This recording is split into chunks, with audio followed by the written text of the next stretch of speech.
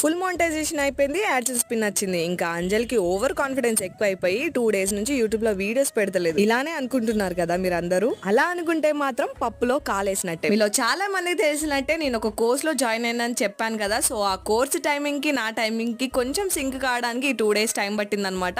మనకు పెద్దగా అలవాటు లేదు కదా, పొద్దున్న లేసి వంట వేసి బాక్స్ పెట్టుకొని పోవడం. సో అట్లా సింక్ కావడానికి ఒక 2 డేస్ అయితే టైం పట్టింది. పొద్దున ఆగమాగం బోర్డు, సాయంత్రం ఆగమాగం వచ్చుడే అవుతుంది. ఇంకా ఎడిటింగ్ కి టైం ఎక్కడ ఉంది. సో లేదనమాట. సో 2-3 రోజులు టైం మేనేజింగ్ మనకు తెలియాలి. ఇక నుంచి అయితే వీడియోస్ కంటిన్యూగా వస్తూనే ఉంటాయి.